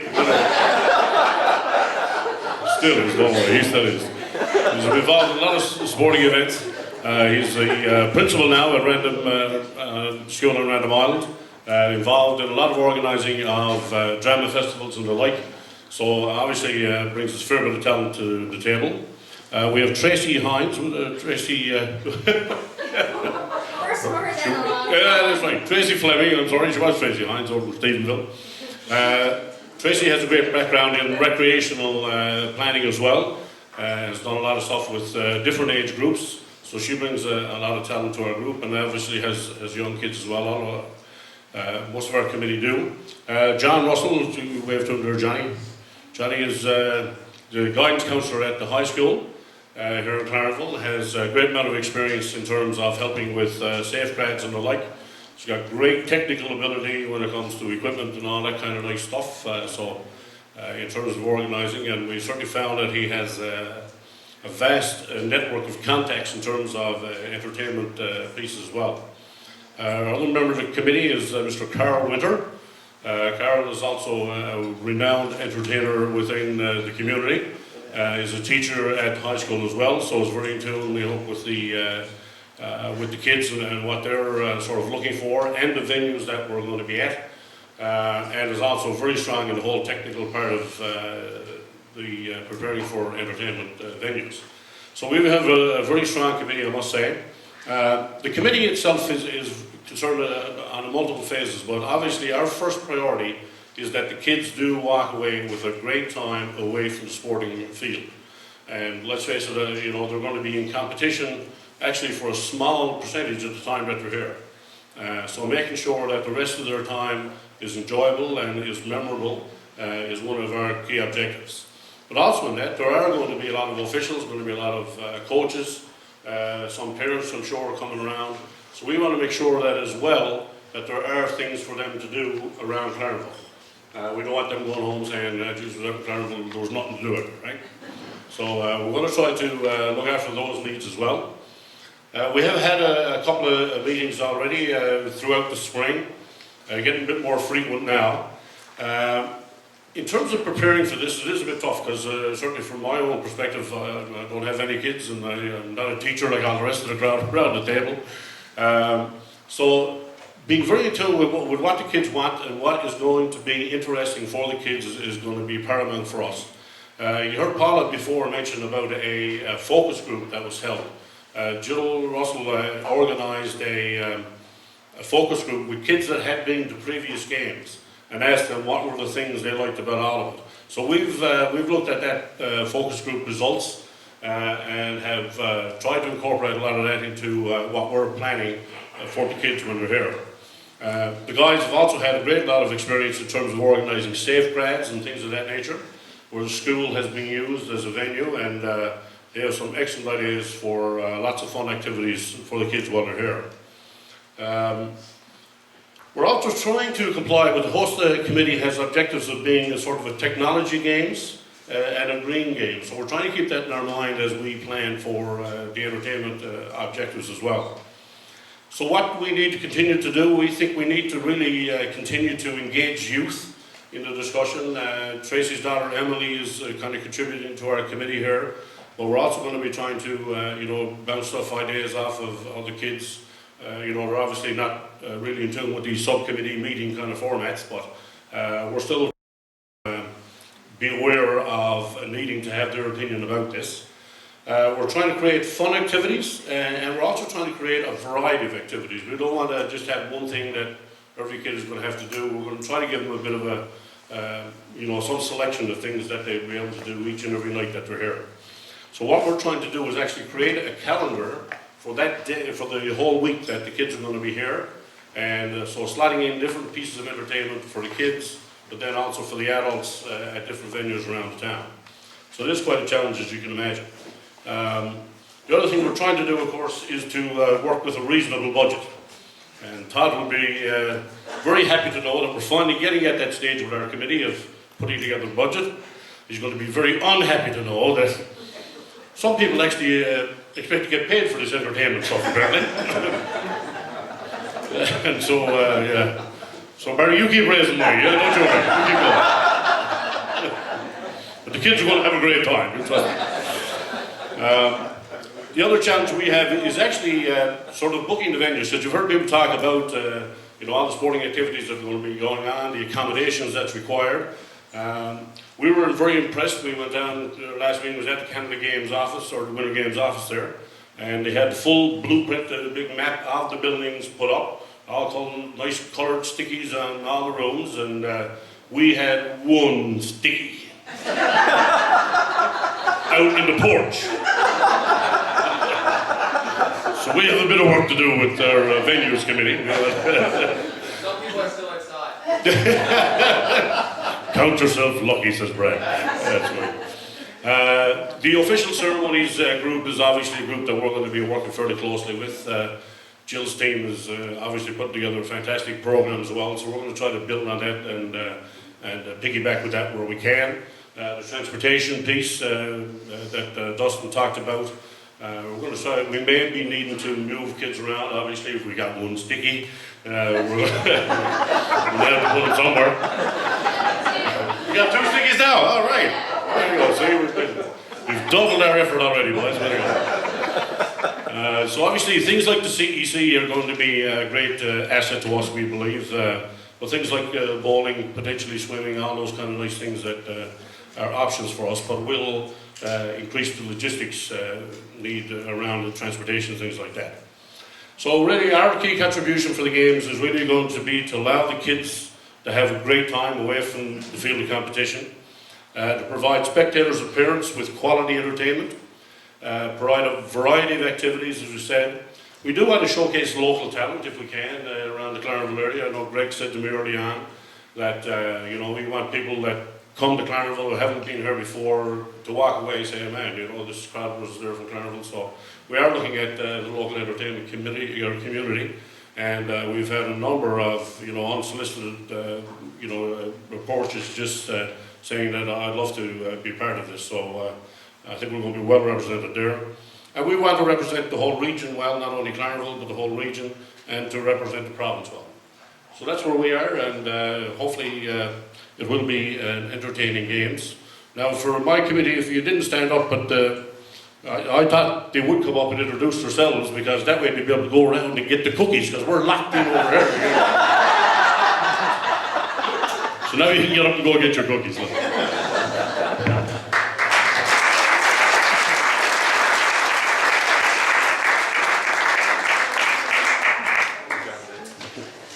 Thanks, Dennis. Again, you can see all the thought. You can see all the thought going into this. But you can see, I hope you're getting a sense now just how great the games are going to be. I'm hoping you're getting that sense. I feel so excited about it. We're so pleased with the volunteers we have, and everyone stepped forward. And there's just a tremendous talent in this room, and I really appreciate it. And I hope you're getting that sense yourself that all the committees are so, who do you select on your own committees are so focused and so appropriate for that role. And so it's going to be great. The next person is Paul Tilley. Paul's job is promotions and basically promoting the games in our local area first, trying to draw up support, make sure the local athletes know about the game, make sure that people know about the game, make sure the sponsors know about the games, and then it's going to have a shift mode as we start moving forward, the technical packages and all the teams get picked. that the whole province knows about the games and where what's going on, what plans are. As you can see, I think you're getting a sense now just how much work has gone in and how much work is left to do, but it's a big project we're taking on, but it's going to be great. Thanks, buddy. You want to come forward? Yep. Public relations, technology. Wow, this is the first time I've ever done this. This is a fantastic learning experience. I just love learning experiences, so forgive me if I don't know what I'm at sometimes. So just kind of make it up as I go along. I got some excellent people. If you want to see people in this town who know about technology and public relations and communications, Jody Locke. Jody, if you can make a film, you see me, I paste it together. Jody is like an artist who can put it together in terms of video. Shannon, I know you've seen Shannon's work. I don't think Jody's here, so Shannon's right here. You can stand up there, Shannon. You just stood up. You can stand up again. Shannon, he takes wonderful pictures, knows everything there is to know about the web, technology, wonderful. Dee Strobridge. Now, Dee is down here. Dee, you can stand up. No, you just smile. Dee, you want to stand up? They all work with me. Dee is if you want ideas on how to do things and innovation and these sorts of things, our Enactus group has benefited wonderfully from Dee's experience. And be able to bring insights, and I tell you, they're absolutely wonderful people for doing this. So I thank you, and I do something. Our committee is responsible for overseeing design, the promotion, communications, all that kind of stuff. Really, there's a lot of stuff that's done already, and it was done really within the big committee. Our committee is going to focus more or less on a couple of key projects. So just looking backwards first, when all this started there, it's been a couple of years now we've been at this. The first thing we did was create social media channels. We got Facebook, we got Twitter, we got YouTube, and if you've seen Mr. Churchill, Mr. Churchill is the lead actor. And he does a wonderful job. Thank you. And there he is right there with Boo. And Boo did a wonderful job too, even though you will remain nameless.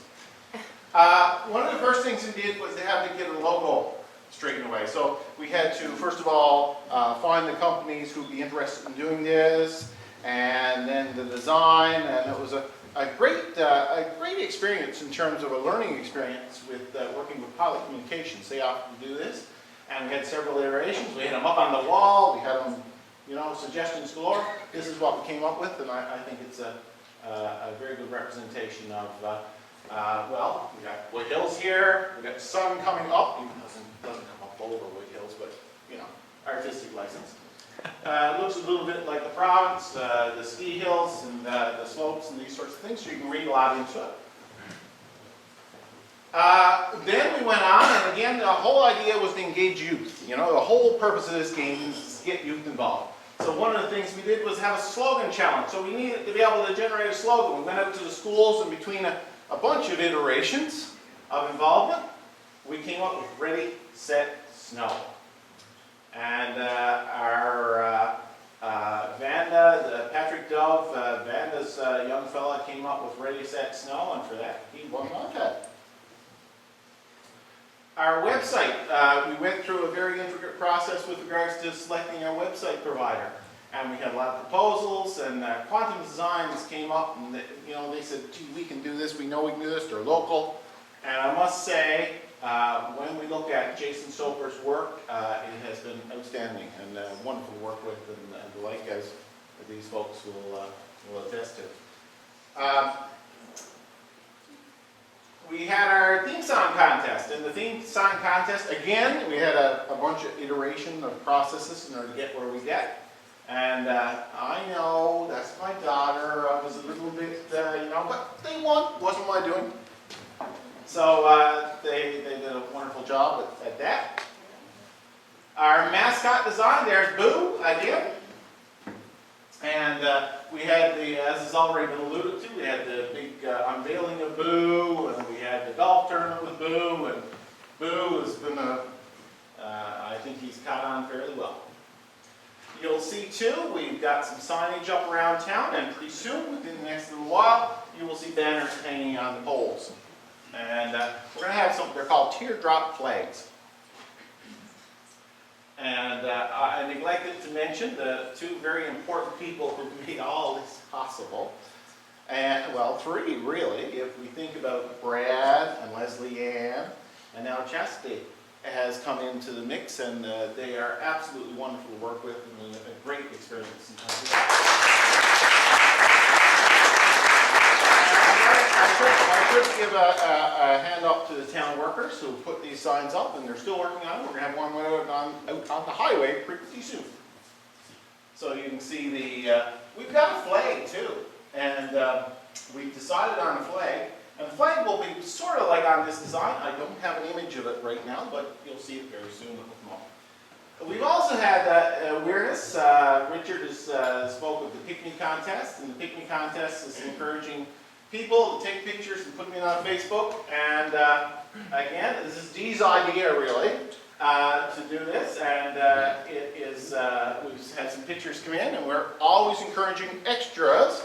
So if you are teachers or you got kids, take your little sticker, get them to take their picture, and get it up there, because we have an iPad giveaway, iPad mini for that. And that contest is over 1st November. Boo's blog. If you've been on the packet site lately, Boo has a blog. And so that's being updated regularly. And between Leslie Ann and Brad and any other, I don't know who else is inputting to it. And is anyone else inputting to it? I don't know what you're talking about. Okay. Boo, well, you got to spell. Boo dictates. You just write. And listen, go in on our video site, go in on our YouTube site. If you just go Clarenville 2014, and it will find all of the various social medias.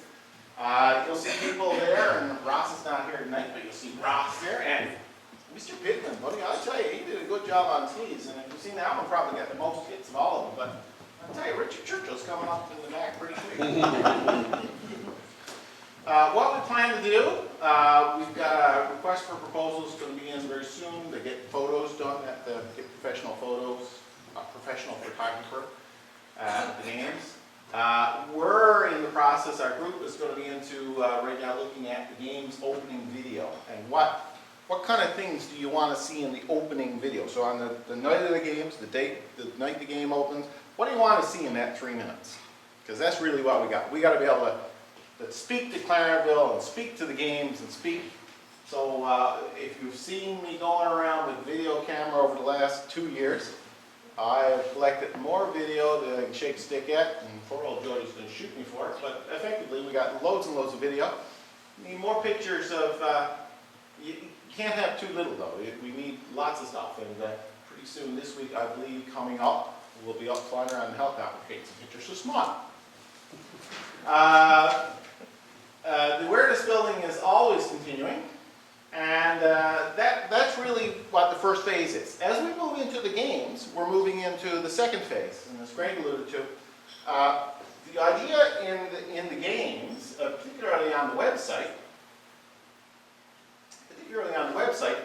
is the website will be the communications tool for the game. So results and things like that, and pictures of the athletes as you're going. This is what we want to be able to generate out. And we're going to be using Twitter and Facebook, because face it, all of the kids are using this. It is the technology of choice. So we're going to be pushing really hard on social media as we move through this. So ideas that you can bring, or your kids can tell you about, that you can bring to us, we're more than welcome to hear them and more than welcome to incorporate them. And I think that just about covers it. If there's anything I've forgotten, I don't know which way I'm going here. This is complicated. There we go. I'm going in the right direction. So that's my report.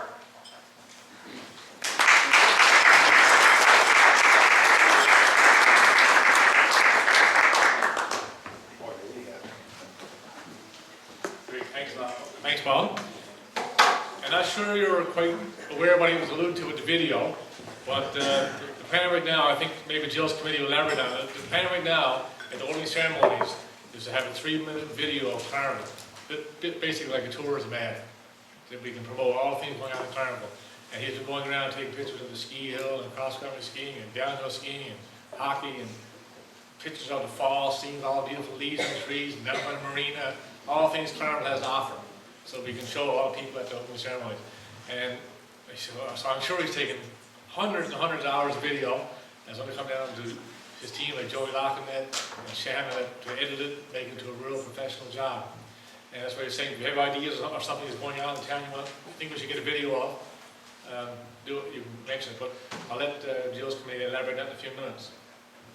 Okay, now a big part of our games, we have 119 people already working on it. Again, thank you for all that. But we're going to need more volunteers as well, and Caroline's job is to help recruit more volunteers. And I would like for you, as your committees move forward, to concentrate, we'll say this now, as you move forward towards the end, concentrate on two things. As Todd keeps saying, you need to finalize your budget so we can kind of get an idea of what you need to buy, what you don't need to buy, how much money you need to spend. So then we might be able to put more money towards opening ceremonies, might be able to put more money towards entertainment or whatever, once you know what you need. And secondly, think about how many volunteers you're going to need for put off what you want to do. Look at the details of what you're doing and say, well, we're going to need 30 people to do this, we're going to need 25 people to do this, whatever activity is planned. And that will help us to figure out how many volunteers we need, where they're going to come from, and stuff like that. And if you want to recruit them yourself, that would be great, and work with Caroline. And you know a certain group, you can get 20 people that you want to volunteer for your activity, go ahead and do it. It'll help Caroline's job. She hasn't mastered it, but she'll explain in a second. And as part of that, there's a bit more logistics to getting volunteers than it seems like. In some cases, we got to get clearance letters, code of conduct letters done for people dealing with the kids and stuff like that. And that has to be done well in advance. So that's something we can recruit volunteers 24 hours before the games. It needs to be done in many respects now. And Caroline will explain that now. Thanks, Caroline.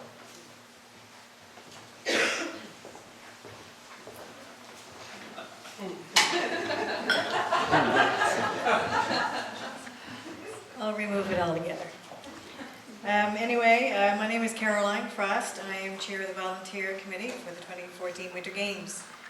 I do appreciate all of you guys to come out this evening, and obviously volunteers are what's going to make these games happen. One of my things that I've started since I joined the committee is obviously doing a database of everybody's name. We need contact information on the tables there this evening. Since I'm going to be the only one that's going to make anybody do any paperwork, Dennis can make you laugh, but I'm going to make you do some work. Is a volunteer application. If you haven't already filled out a volunteer application, they are there. They can be filled out. They can be left here this evening. They can be accessed through, and some people, if you did go to any of the golf things, there's been a little card we passed out. There's a scan where you can get to the 2014 website where the application can be filled out digitally. Because with this Winter Games, we are dealing with children from ages 11 to 18. A lot of us will have hands-on contact with kids, and for there we are required to do a police records check as well as a code of conduct. If any of you guys already have this done, would greatly appreciate if you let me know. Because you guys are all volunteering, the fee is waived. On your table as well, there are applications for court check, and as well as the application for police records check. If you want to fill those in this evening and leave them with me, or drop them off to me, or to the Winter Games office, we can actually submit them as a group, and then they will be looked at all together and processed together. Because of so many issues in the past, especially with regards to an application for police records check, and the reason we want as many people to fill these out as quick as possible is for various reasons. I'll just give one example where there was a gentleman, nobody that, or I suppose no one knows anyway, but anyway, not anybody here in this room tonight that I know of. They were previously convicted of having some issues with children. They applied for another job with a different name. The application went through. It wasn't checked. The person offended again. Anyway, a child was harmed. So now the RCMP have made this process a little bit more difficult. Now they will check a name, date of birth, or previous address. If any of that matches up with anybody on any offender's list, it can go to fingerprinting and can take up to 3 months. Not to say that anyone's, charged or guilty of anything, but this is obviously just to protect everybody involved, especially the kids. Therefore, that is our reason we want to try to get this going as quick as possible. If you don't want to fill it out and leave it with here tonight as well, there is also an application and a letter there, which waivers the $20 administration fee if you prefer to take your application for court check down yourselves. Excuse me? Yeah. Some of us may have those done before, but they may be dated a year or 2 years back. Is there a cutoff for, say, if you had done 5 years ago, do it again, or 2 years ago, or? We've actually, as a group, because every affiliated group basically makes their own policy and procedure with regards to how long their police clearance check is good for, or their code of conduct. I know Monarch is 2 years, May?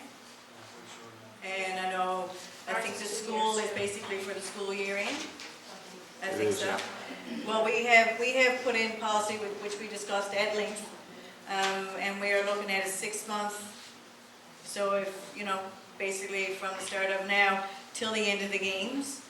I mean, obviously, if you have one started with the school and you're good for the school year, we will also honor that as well. So like I said, with regards to, obviously, if we have about 1,500 athletes coming in, hey, I'd like to see 1,500 volunteers. We'll aim high. You will also see added there on your table, basically the subcommittee handbook. There are some important information for all volunteers. Biggest thing as a volunteer, you need to protect yourselves as well. Don't put yourself in any compromising situation. From page 7 on are a few volunteer forms that we do need you guys to fill out. And basically to state that you have read it, you are in agreement with it, and these will be kept on file as well. Like I said, I would greatly appreciate it if you could even get a chance to fill them out and leave them with us tonight. If not, they can be dropped off down to the Winter Games. Yes, Mr. Roberts. People in the education field generally don't have to get one done. Does the committee want us to put one in anyway? If not, if we are teachers, well then we'll eliminate a lot of the paperwork for, so that is the question. Brad, I'm looking at you, right? Yeah, that's a question that came up actually at the security meeting, because the same thing with anyone's barn, anyone that works in search and rescue. Right now, they technically have clearance, so that's something for the meeting on Monday. That will be added to the agenda. I think it will eliminate a lot of paperwork for a lot of people. We've kind of, after discussing it, because even as much as how much how much hands-on a lot of people are going to have to do. Obviously, some will be more than others. We have security who are staying the night with kids. Yeah, that's a guarantee. So we kind of really discussed that we would try to get as many as possible and kind of play rather safe than sorry. If we're going to meet again next Monday, Bert, our next meeting is again next Monday, and we'll discuss that issue. Maybe there are some things we can exempt because of just by the nature of work for some of the teachers, and we probably might do that, right? And maybe we should look back, maybe we should go 6 months, maybe we should go back a year, but you're only as good, of course, as the date you get them. So we got to be very careful. From our point of view, if someone will say, you're up to 2 years old, you haven't checked someone since 2 years ago, or something. You just have to say so. So we'll talk about that one night. But there are some other forms here that still need to be signed in addition to the check.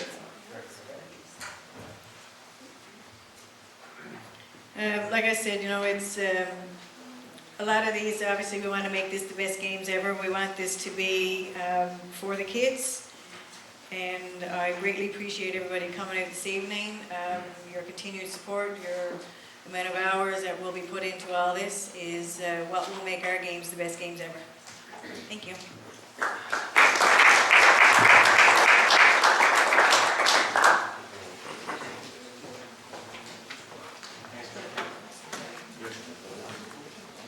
Thanks, Caroline. So we'll be very much appreciated. Before you leave tonight, you do fill out those forms and give them to Caroline. It saves a lot of work.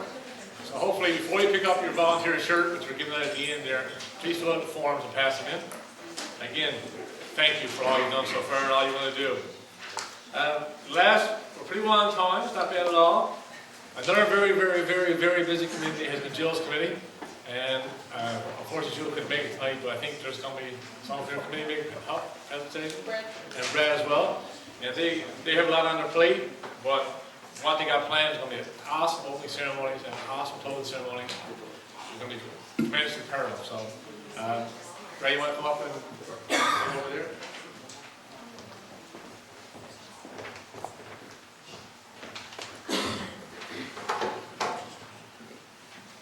So Jill, along with being vice chair, is in charge of the torch relay, medals, VIP receptions, and the opening and closing ceremonies.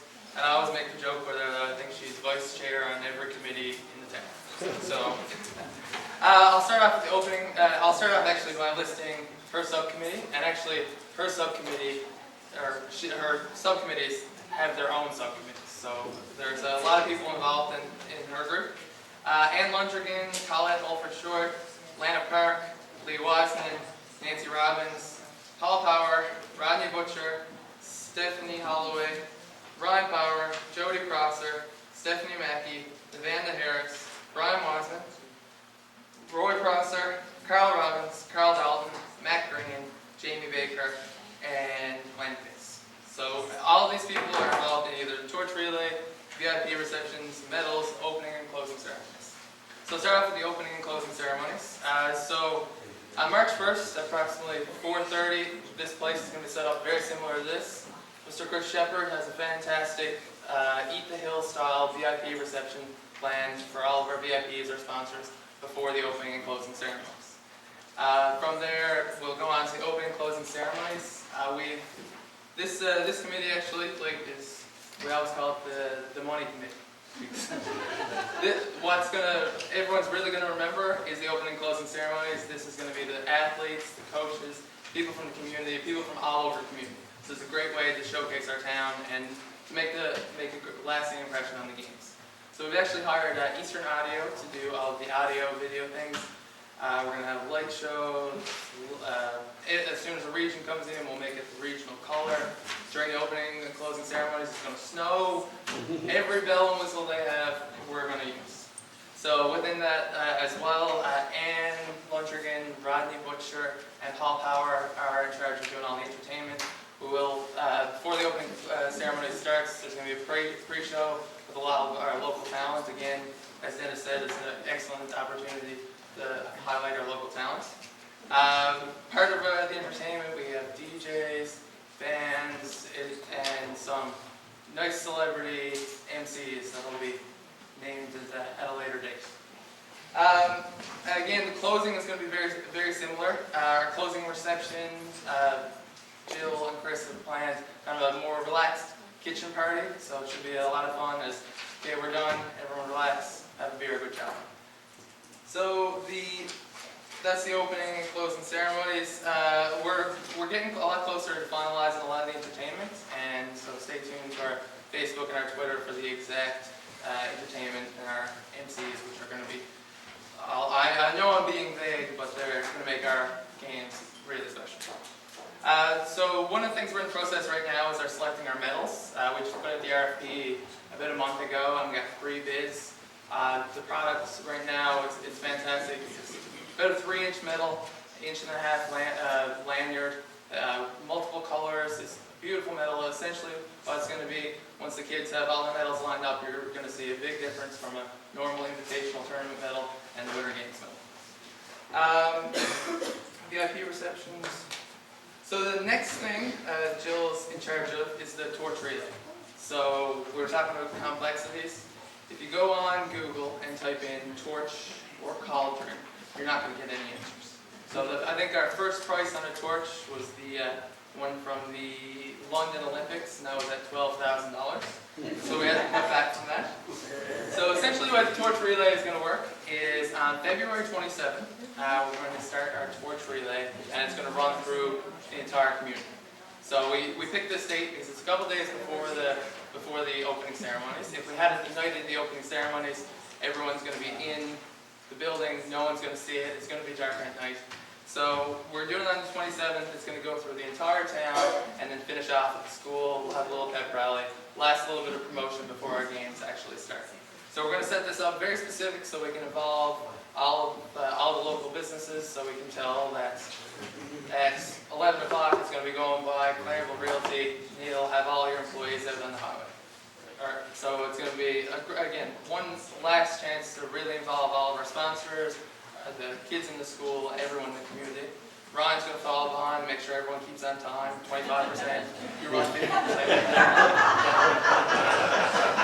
Ryan's actually one of our sponsors of our torch relay. So on all of the runners' jackets, you'll see Power Conditioning logo on the back.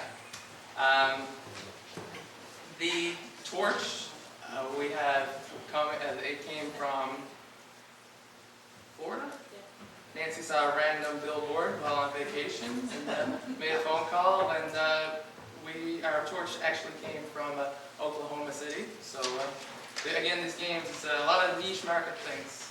The cauldron, a few of the gentlemen right here are in the process of drafting it up, ordering the steel, the fabrication. Again, nothing's really been easy with this committee. But they're great work. Besides that, Nancy, Lee, anything else besides with the torch relay? 50-second torch. Yeah. This committee is filled with people with great ideas, and every time there's a great idea, I think Barry and Todd cringe because it's more money. Yeah, essentially, Jill's putting in a lot of work every second day. I'm pretty sure she has a subcommittee meeting with one of her subcommittees. It's going to be a great event. The things she's planning are really going to bring the games to the next level. So, thanks to her committee and Jill for doing a great job.